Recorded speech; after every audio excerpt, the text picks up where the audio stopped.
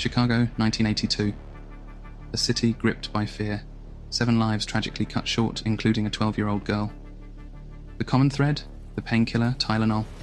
Who could commit such a monstrous act? Could they still be out there after all these years, waiting to strike again? I'm Robbie Davis.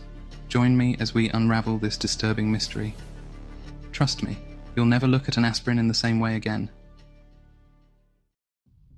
In 1982, Chicago was gripped by a horrifying mystery that would shock the nation. These tragic events became infamously known as the Tylenol murders. Between September 29th and October 1st, 7 vibrant lives, the youngest only 12 years old, were snuffed out. Each had taken Tylenol just before falling gravely ill. Was it a catastrophic manufacturing error, or had someone tampered with the medication? On the morning of September the 29th, 1982, 12-year-old Mary Kellerman woke up feeling too unwell to attend school. Before returning to bed, she took an extra-strength Tylenol capsule to ease her sore throat. Her father recounted to the Chicago Tribune, "I heard her go into the bathroom and the door closed, then something dropped. When I opened the door, there she was, my little girl unconscious on the floor, still in her pajamas." Mary was rushed to the hospital, but tragically she passed away within only 4 hours. Just an hour after her death, 27-year-old postal worker Adam Janus went to the grocery store to buy flowers for his wife. In the store, he picked up a bottle of Tylenol. After returning home, he took 2 capsules and immediately collapsed. He was rushed to the hospital where doctors fought to save him. Sadly, he passed away shortly after 3 p.m. Horrifically, the Janus family's ordeal was far from over. That afternoon, as Adam Janus's family gathered at his home to console his wife, his 25-year-old brother Stanley began to feel a headache coming on. He took the same bottle of Tylenol that Adam had bought and removed 2 tablets. He then gave 2 to his wife Terry. After taking the tablets, Stanley exclaimed, "My God, I feel bad," then collapsed to the floor. His horrified family quickly dialed 911 and paramedics rushed to assist him. Terry slumped over too. At first, emergency personnel thought she had fainted from shock. However, they quickly realized she was suffering from the same mysterious illness. Around the same time, Mary Lynn Reiner, who had given birth just 6 days earlier, took a Tylenol before feeding her baby. The 27-year-old suddenly collapsed onto the kitchen floor and began seizing.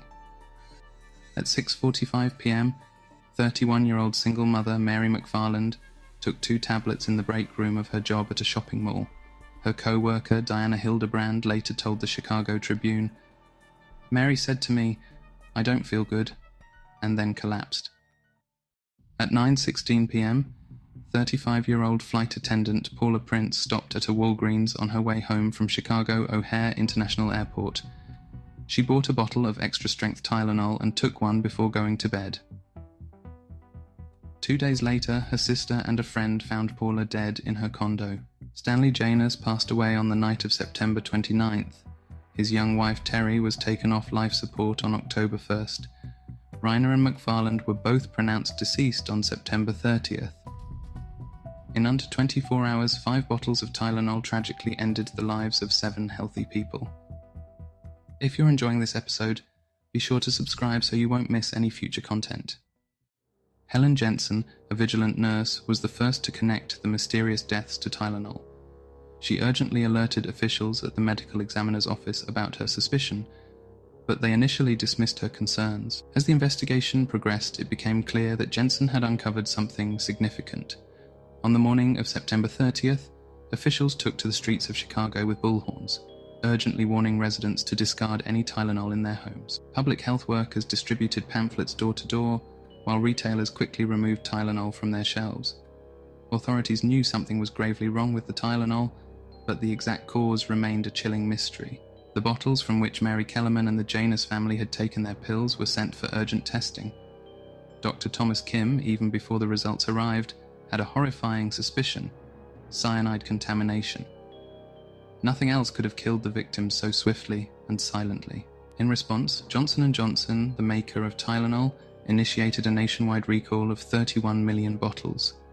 This marked the first major recall in US history, a dramatic and unprecedented action.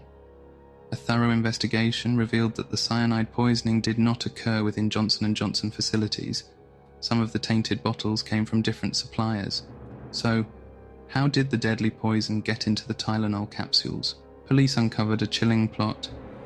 The perpetrator had bought Tylenol bottles, contaminated them at home, and then returned them to store shelves. Unsuspecting victims purchased these tainted bottles. Despite extensive media coverage and relentless efforts, investigators were struggling to catch the elusive culprit. However, that didn't mean they didn't have a suspect. One name stood out among their inquiries: James William Lewis.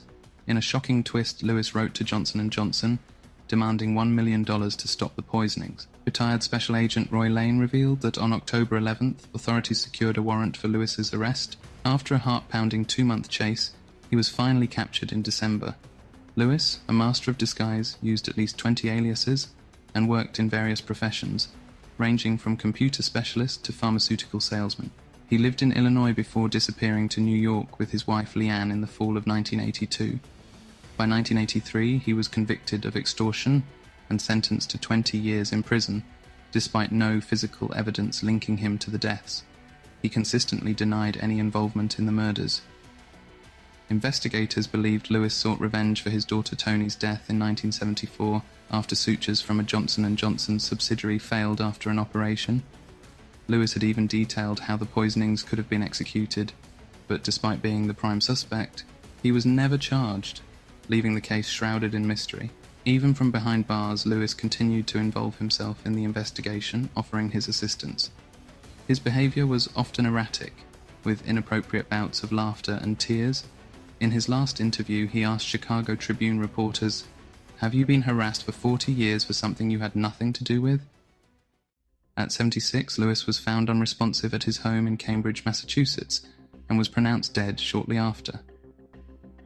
Cambridge Police Superintendent Fred Cabral mentioned that officers discovered Lewis's body following a wellness check requested by his wife.